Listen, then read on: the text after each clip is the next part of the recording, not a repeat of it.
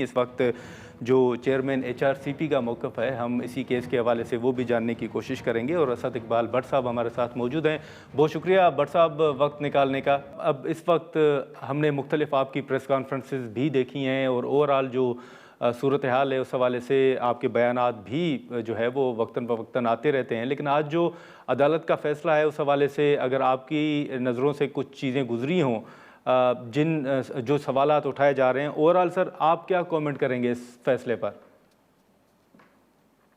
Commission of Pakistan के chairperson की हैसियत से या उसके एक्टिविस्ट की हैसियत से हमारा, मैं ये कहूँगा कि ये फैसला जो है हमारे मजबूत फ्यूडल सिस्टम, कमज़ोर पुलिसिंग और अदालती निज़ाम जो है उस पर सवालात उठाता है। ये कत्ल 3 बंदे इंसान जो है मारे गए। अब वो तफ्तीश पुलिस ने क्या की, ठीक है, उन्होंने तो अपनी शिकायत दर्ज करा दी, उनको शुबा है फलां बंदे ने किया। आया पुलिस ने उसके ऊपर इन्वेस्टिगेशन की, उनको ढूंढने की कोई, अगर ये नहीं थे भाई, आज अगर कोर्ट कहती है नहीं है, बाहर बंदे तो मरे, फिर कौन थे, आखिर कौन लोग हैं जिन्होंने ये कत्ल किया और पुलिस इनको ढूंढने में नाकाम क्यों रही। तो अब इस बात पे नहीं जाते तो उन्होंने कत्ल किया नहीं किया, क्या किया क्या नहीं किया। सवाल तो ये है, ठीक है वो बच्ची ने 8 साल लड़ाई लड़ी, 8 साल बड़ा लंबा अरसा होता है। इस दौरान पुलिस कहाँ सोती रही, पुलिस की क्या तफ्तीश को इसके अलावा कुछ सामने आई हमारे? आप देखेंगे कोई किसी किस्म की तफ्तीश हमारे सामने नहीं आई।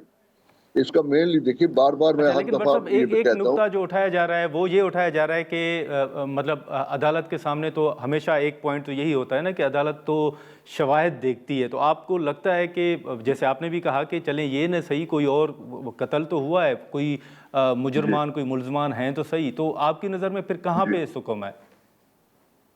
ये पुलिस का जो है, देखिए जहाँ फ्यूडल सिस्टम में पुलिस जो है वो फ्यूडल्स के अंडर में होती है, उनके बगैर काम नहीं करती। वो जो चाहते हैं उनसे फैसले कराते हैं, जो चाहें उनसे तफ्तीश कराते हैं। ये एक केस नहीं है, ऐसे सैकड़ों केस जो है पेंडिंग पड़े हुए हैं अदालतों में, या अदालतों से फैसले हो चुके हैं जिनमें कोई भी जो है मुजरिम जो है वो सामने नहीं आया, पकड़ा नहीं गया। भाई आखिर ये क्या हो क्या रहा है? देखिए इसके लिए बार बार मैं एक बात कहता हूँ कि जब तक आप अपनी पुलिसिंग जो है उसका साइंटिफिक तरीकाकार इख्तियार नहीं करेगी, तफ्तीश के लिए, तहकीकात के लिए उनकी ऐसी ट्रेनिंग नहीं होगी, तो ये मसाइल हल नहीं होंगे। इसी तरह होता रहेगा, लोग मरते रहेंगे और उनके इसी तरह के फैसले हमारे सामने आते रहेंगे। अब उस बच्ची का क्या कसूर है जो 8 साल, देखिए ये बड़ा लंबा होता है।